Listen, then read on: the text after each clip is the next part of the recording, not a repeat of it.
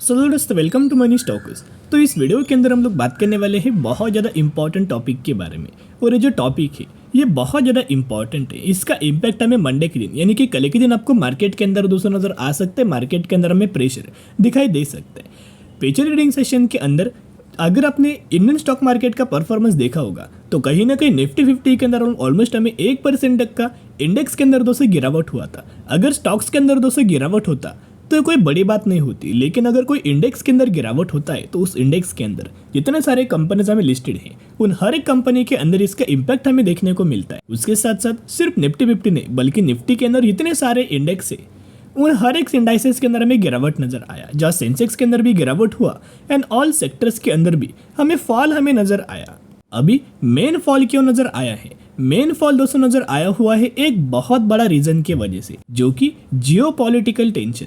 तो geopolitical tension की वजह से दोस्तों होता क्या है, एक तो मार्केट के अंदर भी हमें एक प्रेशर हमें देखने को मिलता है, एक टेंशन हमें नजर आता है। और उस प्रेशर को देखते हुए, उस टेंशन को देखते हुए सिर्फ इंडियन मार्केट के अंदर इम्पैक्ट नहीं आएगा बल्कि ग्लोबल बेसिस के ऊपर इसका इम्पैक्ट आपको नजर आता है। तो सिर्फ क्या इंडियन मार्केट के अंदर गिरावट हुआ? नहीं दोस्तों, पिछले सेशंस के अंदर अगर आप ऑब्जर्व करके चलेंगे जो कि डाउ जोन्स अमेरिकन मार्केट के अंदर भी ऑलमोस्ट हमें कहीं ना कहीं सेशंस के अंदर पिछले 1.5% तक का इंडेक्स के अंदर हमें फॉल नजर आ। और सिर्फ डाउ जोन्स नहीं बल्कि नैस्डैक के अंदर देखोगे तो ऑलमोस्ट हमें 1.5% से ज़्यादा की गिरावट हुआ।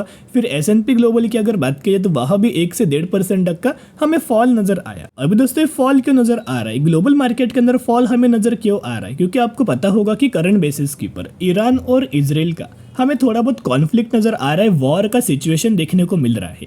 एंड करंट बेसिस के ऊपर अगर आप देखोगे जो बात हमें मार्केट के अंदर पहले स्प्रेड किया गया था, राइट, जो बात हमें जॉर्डन के द्वारा जो मार्केट के अंदर हमें स्प्रेड किया गया था कि ईरान हमें सबसे पहले हमला कर सकता है इजराइल के ऊपर।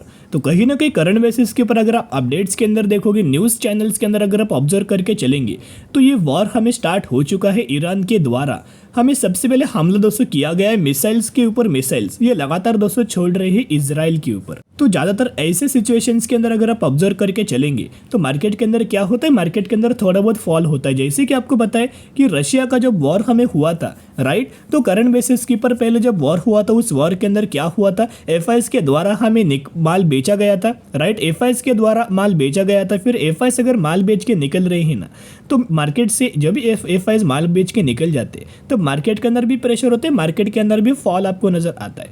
और ज़्यादातर जो प्राइस हाइक हमें नजर आता है, रेट्स हाइक होता है, प्राइस हाइक होता है, उसके साथ साथ जो ऑयल के जो रेट्स है उसके अंदर भी दोस्तों आपको जंप नज़र आता है, उसके अंदर भी प्राइस हाइक हमें देखने को मिलता है। तो सबसे पहले अगर आप ऑब्जर्व करके चलेंगे तो ये FIs के डेटा मैं आपके साथ दोस्तों शेयर कर रहा हूँ। और ये डेटा को अगर आप ऑब्जर्व करके चलेंगे तो FIs के द्वारा हमें 12 अप्रैल यानी कि पिछले ट्रेडिंग सेशंस के अंदर माल बेचा गया है।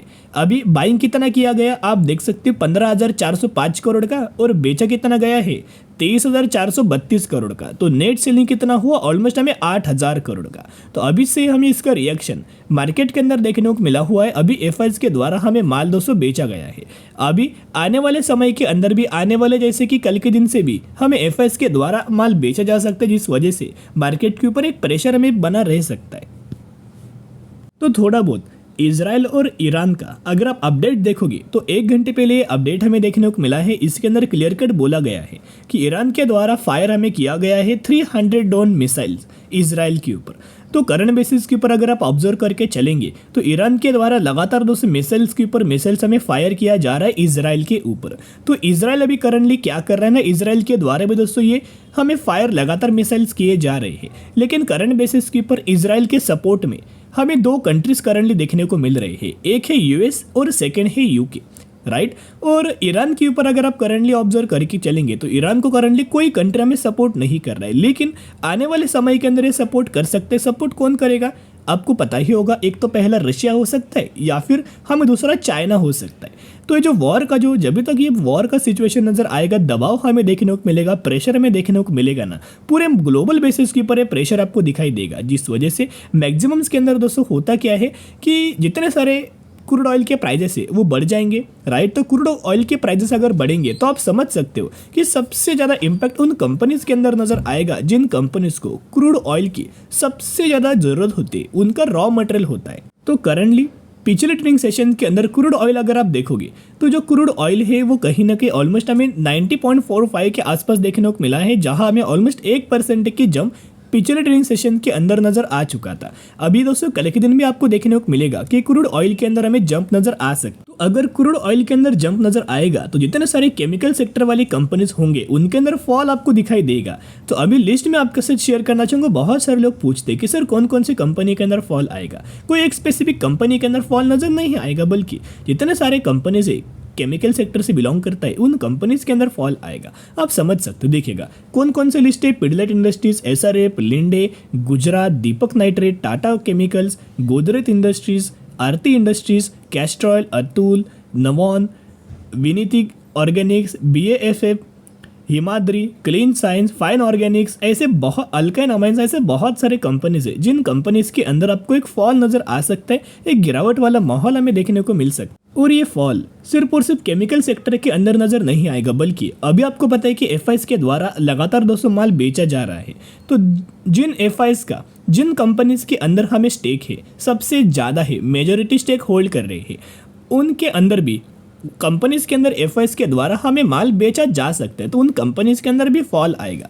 तो हमें ये ढूंढना इंपॉर्टेंट है कि किन कंपनीज के अंदर एफआईएस का ज़्यादा से ज़्यादा स्टेक है। तो सबसे पहले कंपनी है जिसका नाम है HDFC bank. Right, HDFC bank की अगर बात की जाए तो पिछले ट्रेडिंग सेशन के अंदर 1.5% तक का फॉल हमें देखने को मिला। और एचडीएफसी बैंक के अंदर ऑब्जर्व करके चलेंगे तो जो करंटली प्रमोटर्स तो जीरो हो चुके हैं। राइट, एफआईएस अगर आप देखोगे तो करंटली 52% तक का स्टेक था, वह एफआईएस के द्वारा रिड्यूस करके करंट बेसिस के पर 47.83% तक का स्टेक किया। एफआईएस के द्वारा हमें माल बेचा गया है और एफआईएस के द्वारा माल बेचा जा सकता है इस कंपनी के अंदर, क्योंकि आपको पता है करंटली वॉर स्टार्ट हो चुका है इजराइल का और ईरान का।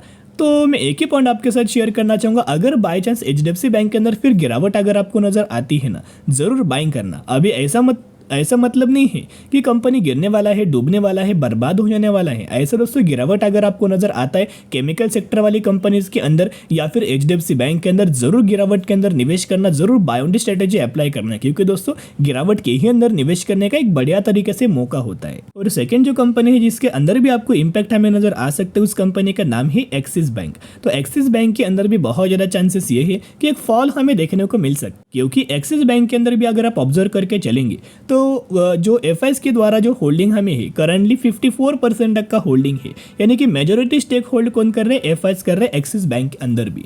तो कहीं ना कहीं आप समझ सकते हो कि इसके अंदर दोस्तों अगर माल बेचा गया तो एक्सिस बैंक के अंदर भी हमें फॉल देखने को मिल सकता है। और अगर एक्सिस बैंक गिरा तो ये अपॉर्चुनिटीज बिल्कुल भी मत छोड़ना। राइट, और भी बहुत सारी कंपनी जैसे केमिकल सेक्टर वाले कंपनीज के अंदर तो सबसे ज़्यादा इंपैक्ट आपको देखने को मिलेगा। तो जो कंपनी केमिकल सेक्टर से बिलोंग करता है और जो कंपनी सबसे ज़्यादा छोटा है, राइट, यानी कि जो कंपनी स्मॉल कैप कैटेगरी से बिलोंग करता है ना, वो कंपनी के अंदर सबसे ज़्यादा आपको इंपैक्ट आएगा। फिर मिड कैप कैटेगरी वाली कंपनी के अंदर थोड़ा कम इंपैक्ट आएगा और लार्ज कैप कैटेगरी वाली कंपनी के अंदर नेग्लिजिबल इंपैक्ट आएगा। इस वजह से अगर आप दोस्तों अपना पोर्टफोलियो क्रिएट करवाते हो ना, तो एक ही सेक्टर के अंदर पूरा इन्वेस्टमेंट मत करना या फिर एक स्टॉक्स के अंदर पूरा इन्वेस्टमेंट मत करना। आपका जो पोर्टफोलियो होना चाहिए वो डाइवर्सिफाइड होना चाहिए। हर एक स्टॉक्स के अंदर, हर एक अलग अलग सेक्टर्स के अंदर आपको निवेश करना चाहिए और मैक्सिमम आपके पास जो कंपनीज होनी चाहिए वो लार्ज कैप कैटेगरी से होनी चाहिए। तो ये हुआ एक टॉपिक के बारे में जो मैंने आपके साथ शेयर किया, कौन कौन सी कंपनीज के अंदर फॉल आ सकता है। अगर बाय चांस दूसरे अच्छी खासी कंपनीज के अंदर भी अगर आपको फॉल नजर आता है और वो कंपनी फंडामेंटली स्ट्रांग है, तो उन कंपनीज के अंदर भी माल उठाना स्टार्ट कर देना। ऐसा मौका बार बार नहीं आता। कॉन्फ्लिक्ट होगा, वॉर होगा तो गिरावट होगा। राइट, अगर गिरावट होता है, अच्छे कंपनीज और ज़्यादा गिरते हैं, तो उन कंपनीज को डिस्काउंट प्राइस के अंदर बाइंग करने का सबसे अच्छा खासा मौका होता है। तो जरूर buy on dip strategy apply करके चल सकते हो। तो चलो दोस्तों, आज के लिए इतना ही। अगर आपको ये वीडियो पसंद आए, जरूर वीडियो को लाइक और चैनल को सब्सक्राइब करके चल सकते हो। फिर मिलेंगे, बाय।